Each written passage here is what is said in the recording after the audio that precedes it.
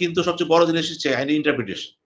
যিনি রায়টা দিবেন, তিনি আইনের সে ব্যাখ্যাটা কতটুকু বুঝেছেন, কত গভীরে যেয়েছেন এবং সেই গভীরতার সাথে জাতির আশা-আকাঙ্ক্ষার প্রতিফলন আছে কিনা।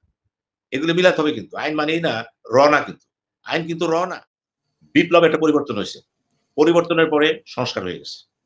এই সংস্কারের সরকার দিয়া বিপ্লব চিন্তা করবেন না কিন্তু। একটা বিশেষ দৃষ্টি আকর্ষণ করছি। আমি হুম। রবি ভাইকে চিনতে পারিনি ১ম। তিনি আজকে যে পোশাক পরেছেন, আমার কাছে মনে হচ্ছে রবি ভাই এইমাত্র ঢাকা ইউনিভার্সিটির ছাত্র। অর্থাৎ এত স্বচ্ছ প্রাঞ্জল এবং যুবকের মতো মনে হচ্ছে আমাকে যে আমি সত্যি রবি ভাইয়ের ভক্ত হয়ে গেছি আজকে। এখন মূল কথা এখন। সংবিধান নিয়ে কথা হয়েছে। রবি ভাই উল্লেখ করেছে জামাত ইসলামের আমির। হুম, হুম। শহীদ সাহেব বলেছেন, আমরা ক্ষমতায় গেলে কোরআন হবে আমাদের সংবিধান, মদিনা সনদ আমরা চলবে। এখন আমার প্রশ্ন, এই যে সংবিধান সংস্কার কমিটি করা হইছে, এখানে কি জামাত একমত থাকবে? এখন যদি বলা হয় ভবিষ্যতে ক্ষমতায় যে যাবে, এই সংস্কার আরো আপনি বাস্তবায়ন করবেন। জামাত তো করবে না। জামাত বলবে যে না। তাহলে জামাতের সাথে আলোচনা কেন করতে যাবেন আপনি? জামাত ইতিমধ্যেই বলে দিয়েছে কোরআন হচ্ছে আমার সংবিধান, মদিনা সনদ হচ্ছে আমার প্রশাসনিক কাঠামো। তাহলে দেখা যাচ্ছে ইতিমধ্যেই কিন্তু সংস্কার কমিশন একটা দলের কাছে অপান্ত হয়ে গেছে। গভীর লক্ষ্য রাখতে হবে কিন্তু এগুলো। দ্বিতীয় কথায় আসেন। অ্যাডভোকেট মামুন মাহবুব যেহেতু একজন ভালো আইনজীবী, আন্দোলন করে অনেক ভালো, ভালো কথা বলেছেন এখানে। কিন্তু একটি কথা কিন্তু আমার এই ২ ভাইয়ের ১ ভাইও কিন্তু জোর দিয়ে বলে নাই। যেই বিচারক মাহমুদুর রহমানকে রায়টা দেয় নাই, তিনি কোন লেভেলের বিচারক বলেন? কোন কোর্ট ছিল এটা? এখন ওই সমস্ত কোর্টে ইন্টারপ্রিটেশন ল হয় কিনা? আইনের গভীরতা ব্যস্ত যায় কিনা? এটা যদি উচ্চ আদালত হয় এক জিনিস, আর নিম্ন আদালত আরেক জিনিস। এখানে বুঝতে হবে আদালতে বিচারকটা কে ছিল? উনি এত গভীরে যেতে পারেন কিনা? হতে পারে বিচারকের সেই সুদূর প্রসারী চিন্তা ভাবনা, অল এনকম্পাসিং থট যেটা বলি, হয়তো তার জন্য হইতে পারে, হয়নি। এবং সবচেয়ে দুঃখজনক হলো আইনমন্ত্রী জনাব আসিফ নজরুল গতানুগতিক যে ব্যাখ্যাটা দিলেন, তিনিও কিন্তু রুলস অফ ইন্টারপ্রিটেশন গুলো ঠিক মতন কিন্তু ব্যাখ্যা দিতে পারেননি। আজকে যে ব্যাখ্যা দেওয়া হলো পারা যেত, পারা যেত। এই যদি হয় তাহলে আইনমন্ত্রী যখন কথা বলতে গেলেন, তার তো উচিত ছিল অ্যাটর্নি জেনারেল সাথে আলাপ করা। ল সেক্রেটারি ছিল, বড় লয়ার ছিল। এখানেই সমস্যা হচ্ছে যে আইন কিন্তু সবচেয়ে বড় জিনিস হচ্ছে আইনের ইন্টারপ্রিটেশন। যিনি রায়টা দিবেন, তিনি আইনের সে ব্যাখ্যাটা কতটুকু বুঝেছেন, কত গভীরে যেয়েছেন এবং সেই গভীরতার সাথে জাতির আশা-আকাঙ্ক্ষার প্রতিফলন আছে কিনা। এগুলো মিলাতে হবে কিন্তু। আইন মানেই না না কিন্তু। আইন কিন্তু না। একেবারে বলতে পারেন না, আইনে যা কিছু আছে ব্যাখ্যা তো মানুষই দেয়। এবং লক্ষ্য রাখতে হবে এটা বৃহত্তর কল্যাণে যায় কিনা। এটা গেল একটা জিনিস। এবং সর্বশেষ যে কথাটা আসলো যে আমাদের প্রধান উপদেষ্টা শনিবার দিন বসবেন। এটা ভালো উদ্যোগ। আমরা এখনো বলব। অনেক কিছু কিন্তু উলটপালট হয়ে গেছে। দুর্নীতি দমন কমিশনের কথা বললেন, সেই চেয়ারম্যান তো এখনো আছে। চেয়ারম্যান আছে, কমিশনের মেম্বাররা আছে। তাহলে হলোটা কি? আপনি সংস্কারের জন্য কমিটি করছেন দুর্নীতি দমন কমিশন ইফতেখারের জন্য দিয়েছেন টিআইবি। এখন তিনিও বিতর্কিত হয়ে গেলেন। কারণ তিনিও বললেন, সিলেবাস নিয়ে তিনিও কথা বলেছেন কিন্তু। এবং বলেছেন এটা মৌলবাদী চর্চা হচ্ছে। এখন একজন সংস্কারের আহ্বায়ক যদি এইভাবে কথা বলেন, তিনিও তো প্রমাণ করলেন তিনি স্থির না। তিনি আরো বলেছিলেন এই তাপসিয়া চেতনা ভাই বদিউল আলম মজুমদার বলছে ছাত্রদের দল করা দরকার। উনি বলেছিলেন যদি এই চেতনা ধরে রাখতে হয় ছাত্রদের দল করতে হবে। আমি সেটির সাথে, সাথে বলেছিলাম। উনি এটা বলতে পারেন না। উনি তো উনি তো টিআইবি এবং আমি এটাও বলেছিলাম আমি জার্মান হেডকোয়ার্টার দৃষ্টি আকর্ষণ করছি। আসলে সে টিআইবির হিসাব বলতে পারে কিনা। কারণ সে সরাসরি রাজনীতি করে ফেলেছে। বদিউল আলম মজুমদার কি বলেছেন? একই প্রশ্ন আসে। এইভাবে যদি কথা চলতেই থাকে তো সমস্ত দোষ কি আমাদেরই হবে? আমরা কেন বলতে চাই? তারা যেটা বলতেছে বিভ্রান্ত করছে তাকে। এটা প্রয়োজন নাই। আজকে আমি স্পষ্টভাবে বলে দিতে চাই। সংবিধান সংস্কার কমিটি যে কমিশনটা হয়েছে, এখানে জামাত ইসলাম কিন্তু জানাই দিয়েছে, "We don't believe this commission." আমরা ক্ষমতায় গেলে কিন্তু আমরা কোরআন এবং মদিনার সনদকে মেনে চলব। তাহলে এই সংস্কারটা কারা করবেন? যদি জামাত বাদ যায়, আওয়ামী লীগ বাদ যায়, তাহলে বিএনপি থাকে। লাভটা কি? তাহলে যে রিরাইটিং কথা প্রশ্ন আসছে, আলী রিয়াজ যে কথা বলেছে সংস্কার কমিশনের আহ্বায়ক, রিরাইটিং দ্য কনস্টিটিউশন হবে না। কারণ আপনাকে ইতিমধ্যেই একটা স্টেক হোল্ডার বলে দিয়েছে, উই ডোন্ট বিলিভ ইন আপনার ওই কনসেপ্টে না। আমরা পুরা জিনিসটাকে অন্য কনসেপ্টে নিয়ে যাব। এবং সেই কনসেপ্টের সাথে কোরআন, সুন্নাহ অর্থাৎ ইসলামিক মূল্যবোধের সম্পর্ক আছে। ওখানে মুক্তিযুদ্ধের ইতিহাস, চেতনা কতটুকু থাকবে বলা মুশকিল। এবং মদিনা সনদের কথা বলা হয়েছে। আমি যদিও এই ব্যাপারে খুব পণ্ডিত না। কিছু লেখাপড়া তো করেছি। মদিনার সনদটা কবে রবি ভাই? এটা কবে হয়েছিল? কোরআন পূর্ণাঙ্গ রূপ পেয়েছে বিদায়ী হজের সময় লাস্ট। আর মদিনা সনদ আগে হয়েছে কিন্তু। তখন মুসলমান ছিল মাইনরিটি। মুসলমান যখন মেজরিটি হয়ে গেল, ওই সনদ আর থাকবে না। ওইটা কিন্তু ওই সনদ ওইভাবে আসবে না কিন্তু। মুসলমান মেজরিটি হয়ে গেলে কি হতে পারে? আমি মাইনরিটি পর্যায়ে রাসূলকে মেনেছে একটা সনদ হয়েছে সে। ওই সনদ কোরআন যখন পূর্ণাঙ্গ হয়ে গেল, আল্লাহ গ্রহণ করলেন। এক হলো না তো। এই সমস্ত ব্যাখ্যা দিতে গেলে আমি জানি এখানে বাংলাদেশে এতগুলি দল আছে, ইসলামিক দল। এখন তোলবার লাগবে কিন্তু। শুধু ব্যাখ্যা নিয়া। মদিনা সনদ নিয়া এত ব্যাখ্যা বাংলাদেশ হয়েছে। হাফিজ কি বলেন? হেফাজত ইসলামের সময়। আমি নিজেও এটার উপরে আর্টিকেল লিখছি তখন। কেউ বলে এতটা, এতটা। প্রশ্ন হচ্ছে এই ব্যাখ্যায় যখন আপনি হাত দিবেন, এটা পারে নাই। পাকিস্তান আইয়ুব খান যখন কনস্টিটিউশন করতে গেলেন, জাস্টিস মনির সে কমিটির চেয়ারম্যান ছিলেন। উনি ডেকেছিলেন বড় নেতাদেরকে। পরে বললেন, যতগুলি নেতা ডেকেছি, যতগুলি আলেম, ততটা মতবাদ। হয় নাই। অর্থাৎ ইসলামিক কনস্টিটিউশনটা কি জিনিস? জামাত এক কথা বলবে, চরমনে এক কথা বলবে, আরেকজন এক কথা বলবে। এটা না। এইজন্য বললাম, জামাত ইতিমধ্যে জানিয়ে দিয়েছে, আমরা বিশ্বাস করি কোরআন, মদিনা সনদে। অতএব এটা বুঝাই যায় জামাত এই সংস্কারের সাথে নাই। শুরুতে কিন্তু হোঁচট খেয়ে গেছেন আপনি। এই সংস্কার আওয়ামী লীগ নাই। হোঁচট খেয়েছেন আপনি। আর জামাত আওয়ামী লীগ জনসংখ্যা কত রিপ্রেজেন্ট করে? নাই। আপনি কাকে নিয়ে কাজ করবেন? তারপরে কথা আছে। যখন আপনি ক্ষমতায় যাবেন, আপনাকে তো ওয়াদা করতে হবে। আমরা যদি ক্ষমতায় যেতে পারি, তাহলে এই যে সংস্কারটা হলো, আমরা একমত পোষণ করলাম। জামাত তো করবে না। আপনি খেয়াল না, রাখবেন বিতর্ক এই হয়ে গেছে সংস্কারে কিন্তু। আওয়ামী লীগ কিভাবে থাকবে? এটা তো বিপ্লব মানে আওয়ামী লীগকে দূর করে বিপ্লবটা হলো। কিভাবে থাকার কথা তারপরে বলিনি। সংস্কার তো শুধু একটা না, সংস্কার তো ৬ টা। কিভাবে থাকবে? আমি বলছি নাই। আমি কিভাবে থাকবো বলিনি তো। আওয়ামী লীগ নাই, এখন জামাতও নাই। সংস্কার তো আসতেছে না। এইটাই এখন কেন থাকবে না অন্য কথা। নাই তো। এখন প্রশ্নটা হচ্ছে এই বিতর্ক চলে আসছে তো। তাহলে আমার মনে হয় রবি ভাই যেটা বলছেন, আমি আপনার সাথে একমত। এত বিতর্ক দরকার নাই, এত কমিশন দরকার নেই। কমিশন ২ টাই। নির্বাচন ঠিক করেন আর সংবিধানের কাঠামোটা দিয়ে দেন। বাকি কাজগুলি যারা পাওয়ারে যাবে তারা করবে। তারা করবে। আর তারা যদি না করে, হবে না। বিশ্বাস করতে হবে রাজনীতি নেতাদেরকে। নির্দলীয় সরকার যেই কাজই করুক না কেন ইন্টারিম গভর্নমেন্ট, সেটা বাস্তবায়ন পরবর্তী পার্লামেন্টে আইন পাস করতে হবে। এই আইন যদি পাস না করে লাভটা কি? সুতরাং সময়ের অপচয় করেন না। রাজনীতিবিদদের তৈরি হতে হবে রাষ্ট্র চালানোর জন্য। তারা তৈরি না হয়, জাতির কপালে দুঃখ আছে। রাজনীতিবিদদের কিন্তু অরাজনীতিবিদ্যা কিন্তু আপনি সংসদ করতে পারবেন না। আজকে যদি বিএনপি বলে, জামাত ইসলাম বলে, অন্য দল যারা আছে, তারা যদি দৃঢ় প্রতিজ্ঞ না হয়, তাহলে আপনার আমার কথা কিছু হবে না। তারা হাসবে দেখে। আমি সেজন্যই বললাম, দুর্নীতি দমন কমিশন ইনট্যাক্ট রয়ে গেছে। আপনি এগুলি রেখে অর্থাৎ কোন জায়গায় হাত দিতে পারতেছেন না। এর অর্থ কি? অর্থ কিন্তু একটাই। আওয়ামী লীগ কিন্তু ঘুমায় আছে কিন্তু। ও কিন্তু চোখ বুজে আছে। প্রশাসনের কাঠামোতে চোখ বুজে আছে। সে কিন্তু মরে যায় নাই। আমি আগেও এখন বলছি, আওয়ামী লীগ পতিত হয়েছে, কিন্তু তাকে কিন্তু দাফন করা হয়নি কিন্তু। এখন পতিত হলে কিন্তু সে ঘুমায় থাকে, মারা যায় না। এগুলি বুঝতে হবে কিন্তু আপনাকে। এখন আমরা যত বড়, বড় কথাই বলি না কেন, আওয়ামী লীগ শেষ হয়ে গেছে। এটা রবি ভাইও জানেন, অ্যাডভোকেট মামুনও জানেন, আওয়ামী লীগ শেষ হয়। বিএনপি শেষ হবে। জামাত ইসলাম শেষ হবে। কারণ এগুলি বটবৃক্ষের দল কিন্তু। এক গ্রুপ যাবে আরেক গ্রুপ আসবে। খারাপ লোক চলে যাবে, ভালো লোক আবার আসবে। যেমন উদাহরণ দিয়ে বলে দিই। এই দুর্যোগের সময় চিন্তা করেন। যখন আওয়ামী লীগের নাম নেওয়াটাও কিন্তু বিপদ। এর মধ্যে কিন্তু সিলেটের সুনামগঞ্জে মন্ত্রী মান্নান সাহেবকে যখন অ্যারেস্ট করা হলো, তার বিরুদ্ধে কেস দেওয়া হলো। ওই এলাকার স্কুলে কলেজ ছাত্রছাত্রীরা প্রতিবাদ করল। এবং প্রতিবাদের মুখে কিন্তু জামিন দিতে হয়েছে। কি মান্নান কে? আওয়ামী লীগ। আমি দেখলাম গাজীপুরের মেয়র, তিনি যখন কোর্টে গেছেন, মিছিল হচ্ছে আওয়ামী লীগের। এগুলো চিন্তা করতে হবে যে আওয়ামী লীগের বয়স মাত্র বিপ্লবের বয়স মাত্র ৫৪ দিন।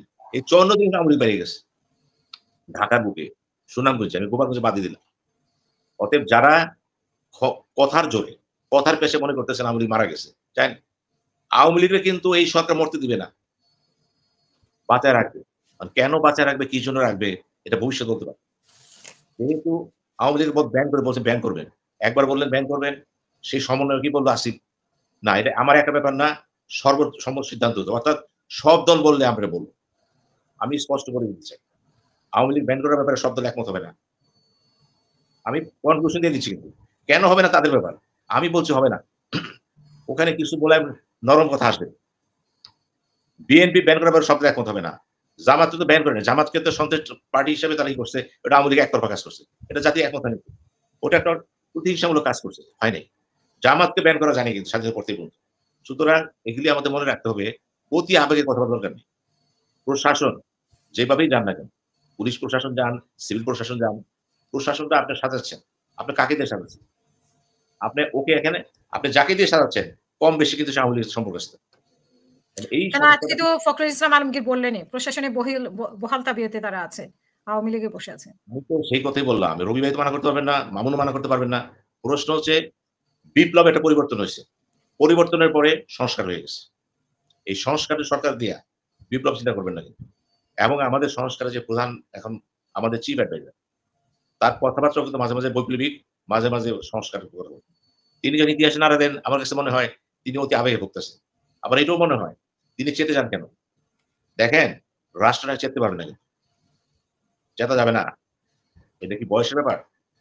প্রফেসর ইউনূস কিন্তু বয়স ৮৪ বছর বয়স। আর বাংলাদেশের আলোকে যে দায়িত্ব তিনি পেয়েছেন, দায়িত্বের জন্য বয়স তার ১০ বছর বেড়ে গেছে। এই লোড তিনি নিতে পারবেন? বুঝা মুশকিল। গ্রামীণ ব্যাংক চালাচ্ছেন টাকা। যা বলতেন তাই হইতো, বাজেট কম। এখানে তো টাকা আনতে হচ্ছে, দেশ চালাতে হচ্ছে। এখন এই যে তিনি রাগ করেন, আমি দেখেছি ভয়েস অফ আমেরিকা ইন্টারভিউর সময় তিনি হঠাৎ রেগে গেলেন। আমি ৩ বার দেখেছি রাগ করলেন কেন? এইটা কিন্তু ঠিক নয়। এই রাগ কিন্তু অতীতে কোন প্রাইম মিনিস্টার প্রেসিডেন্ট করেনি। অর্থাৎ উনি জোর দিয়ে বলছেন রিসেট করা হয়েছে। এগুলো খেয়াল করবেন কিন্তু। একটা ব্যক্তিকে জাজ করতে হলে কিন্তু তার কর্মকাণ্ড দেখবেন। অতীত তো আছেই তার। এখন যদি কেউ মনে করে থাকেন উনি নোবেল পুরস্কার বিজয়ী, উনি এটাকে ব্যাখ্যার চেষ্টা করবেন না। প্লিজ। উনি যা বলেছে, বলেছে। এই যে রিসেটের ব্যাপারে আমরা ৩ জন কিন্তু একমত হয়েছি। রিসেট হবে না। বাটন হিট হবে না। আর যারা বাটন রিসেট করবে, ইতিহাস তারা কতটুকু জানে? আর এই সার্চিত বঙ্গবন্ধু বাড়ি যখন পুড়ে দেওয়া হলো, এই সার্চিত তখন দৌড়ে গেল সেখানে। সে বলল, "আমরা এটা চাইনি।" খেয়াল করবেন। সে বলেছে, "আমরা এটা চাইনি।" মাহমুদ ভালো কথা বলেছে তো। বঙ্গবন্ধু বাড়ি পুরা হয়নি। ওই বাড়িতে স্মৃতি ছিল। বঙ্গবন্ধুর পার্সোনাল স্মৃতিগুলো। আমার বাড়ি ধানমন্ডি। আমি তো অনেকবার গেছি সেখানে। যে স্মৃতি যা পাবেন, ইতিহাসে লিখতে পারে তার চশমাটা কেমন ছিল। চশমাটা ছিল তো সে। সব শেষ করে দেওয়া হলো কিন্তু। এটা কেন দেওয়া হলো? এই দায়-দায়িত্ব কিন্তু প্রধানমন্ত্রী শেখ হাসিনা। তারা বঙ্গবন্ধুকে তো এমন পর্যায়ে নিয়ে গেছেন, ইভেন তার যে জন্মদিন, এটা ১ মাস পুরা লাগবে। এটা শুনেছেন পৃথিবীতে কোথায় হয়? অর্থাৎ তিনি এতগুলি মূর্তি তৈরি করেছেন, স্ট্যাচু চিন্তা করা যায় না। অর্থাৎ বঙ্গবন্ধুকে নিয়ে সিনা ভাই ১০ সেকেন্ড বলি। আমি অনেকবার আওয়ামী লীগারদের প্রশ্ন করছি যে বঙ্গবন্ধু হত্যার শিকার হলো ১৫ই আগস্ট থেকে। ১লা আগস্ট থেকে সারা বাংলাদেশে কালো ব্যাজ ধারণ শুরু করেন কেন? আমি এটা বুঝি নাই। আমি এর অর্থ বুঝি নাই। আমি আওয়ামী লীগের সব বড়, বড় নেতা। আমি তো সবগুলোই চিনতাম। আমি জিজ্ঞেস করেছিলাম এটা কি হলো? বললেন নেত্রী এসেছে। আমি নেত্রী বলছি আপনার কোনো কমন সেন্স নাই? নাই? আমি মান্নান ভাইকে জিজ্ঞেস করেছিলাম। আমার সাথে খুব ভালো সম্পর্ক ছিল তার। আমি বলল যে দেখেন আমি পলিটিক্যাল কোনো কথা বলব না। তবে ব্যক্তিগতভাবে মনে করি অনেক কিছু হচ্ছে যা হওয়া ঠিক না। আওয়ামী বুদ্ধিজীবী যারা আছে, ওই অধিকাংশ বুদ্ধিজীবীরা এরা কি গাঁজা খাইছে? গাঁজা খাইতো? শেখ হাসিনা ভুল করতেছে বা তাকে ভুল করানো হচ্ছে। বলতে পারে এটাই নাই, করে নাই। কারণ হাসিনার পা চাটছে না। এই হাসিনার পা যারা চাটছে এবং হাসিনাকে যারা সংসদে বলছে হযরত, খেয়াল করুন। এবং যেই বিখ্যাত কফিলউদ্দিন ইসলামী ফাউন্ডেশনের গভর্নর ছিলেন, খুব বড় মাপের আলেম। তিনি যখন তাকে ভেহেশতে পাঠিয়ে দিলেন। কার সাথে তুলনা করলেন? বিখ্যাত খলিফাদের সাথে। তখন বুঝতে হবে যে শেখ হাসিনাকে কিন্তু বিভ্রান্ত করার জন্য এরাও তো দায়ী। অতএব সবাইকে ধরেন। শেখ হাসিনা এবং তার গং। তাইলে হবে কি ইতিহাসের বিচারটা সুন্দর হবে। হাসিনা আওয়ামী লীগ তো সব খারাপ না। আমি সবসময় বলছি। আওয়ামী লীগের 10% লোক খারাপ। শেষ করবেন পুরো সিনা ভাই। আওয়ামী লীগের টাকাটা খাইছে কিন্তু 5% লোক। আর কিছু ব্যবসায়ীরা, অসতরা। মেজরিটি আওয়ামী লীগ কিন্তু নির্যাতিত। নির্যাতিত। রবি ভাই আপনি তো রাজনীতি করেন রুট লেভেলে। সবাই তো সুবিধা পায়নি। কারা পেয়েছে সুবিধাভোগী? বুইফোররা পেয়েছে। এই যে পেয়েছে, ওদেরও তো কান্না আছে। আজকে যদি আওয়ামী লীগ পুনর্গঠিত হয়, যদি আজকে মান্নান ভাইয়ের মতো লোকেরা চলে আসে, কথার কথা। আজকে সোহেল তার চলে আসে। খেয়াল করে দেখেন। আজ লোক তো আছে। আমি এইজন্যই বলেছি, এই বিপর্যয় ইলেকশন হয় ১৮ মাস পরে। আওয়ামী লীগ কিন্তু ভালো সিটি পাবে। হারায় যাবে না কিন্তু। হারায় যাবে না কিন্তু। এরকমও হতে পারে আওয়ামী লীগ মেজর অপোজিশন হয়ে যেতে পারে। আমি কথা বললাম, হয়তো বেশি মনে করতেছেন তা না। আওয়ামী লীগের যে বেসটা রয়ে গেছে, ওদিকে গোপালগঞ্জ দিকে যান। ওই সিট কেউ পাবে না। যত চেষ্টাই করেন।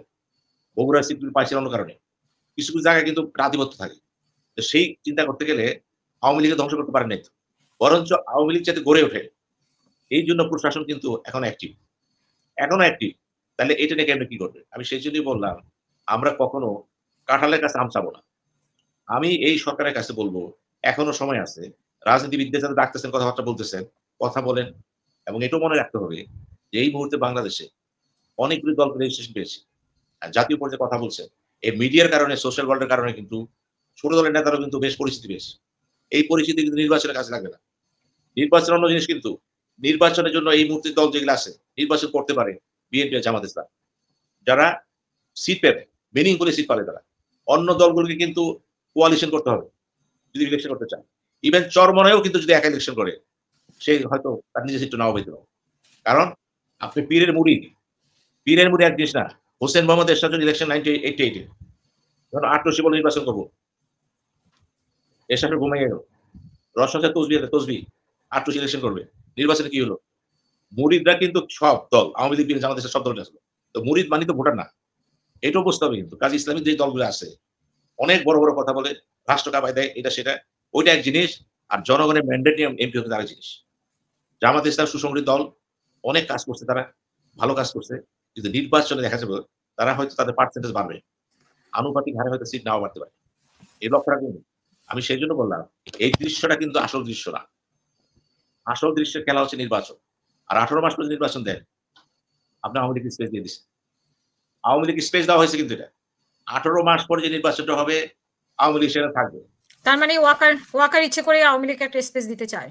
আমি ওয়াকারের দোষ দেব না। ওয়াকারের কথা বলে লাভ নাই। আমার তো কথা উনি তো হলো ১৮ যে মাসের কথা উচ্চারণ করেছেন। ডক্টর ইউনূস তো ১৮ মাসের কথা বলেনি। যদি ওয়াকার করে থাকে তাহলে বুঝে নেন। ওইটাই হবে। সরকার চালাচ্ছে কে? সরকারটা কে চালাচ্ছে? আজকে ম্যাজিস্ট্রেসি পাওয়ার কারা পেয়েছে? এয়ার ফোর্সও পেয়ে গেছে। নৌবাহিনীও পেয়েছে। অর্থাৎ সামরিক বাহিনী পেয়ে গেছে। এই যে বুঝতে হবে আপনাকে যে প্রশাসনে কিন্তু ইতিমধ্যেই কিন্তু তারা ঢুকে গেছে। এই ঢোকার কারণটা কি? এখন সবচেয়ে বড় সংকট রবি ভাই, মামুন। অদ্ভুত ঘটনা। সংবিধানটা সচল আছে। কি অদ্ভুত ঘটনা! আর্টিকেল 106 অ্যাক্টিভ করে দিছে। সংবিধান সচল সংবিধান সচল। আর্টিকেল 106 ও সচল। কারণটা কি? ২ টা কি পাশাপাশি চলবে? বড় কোনটা? সুপ্রিম কোর্টের ওপিনিয়ন নাকি সংবিধান? এই প্রশ্ন আসবে একসময়। রাষ্ট্রপতি পদটা কে ধরে রাখছে? এটা কি এরকম হবে যে চিফ অ্যাডভাইজারকে একটু সাইজ করে দেওয়া? যে আপনি একটু ভালো থাকেন। রাষ্ট্রপতি যেকোনো মুহূর্তে চিফ অ্যাডভাইজার পদ ডিসমিস করে দিতে পারে। এটা কখন করবে? যদি সামরিক নেতার পিছনে থাকে। কতগুলো সূক্ষ্ম ব্যালেন্স টকশোতে বলা ঠিক না। এগুলি ভুল বোঝে। প্রশ্ন হচ্ছে এই খাপটা বোঝার চেষ্টা করে। যারা সমন্বয়ক ছিল, আমি তাদের বলব, রাষ্ট্রপতি যে তোমরা একেবারে শিশু। একেবারে শিশু। ভালো বক্তৃতা এক জিনিস, পাঠাইতে পারো। ২ ঘন্টা বক্তৃতা দিতে পারো। কি আসে যায়? একটা কথা মনে রাখবেন, আমি সমন্বয়কদের শেষ বলছি। করেন সিনা ভাই প্লিজ।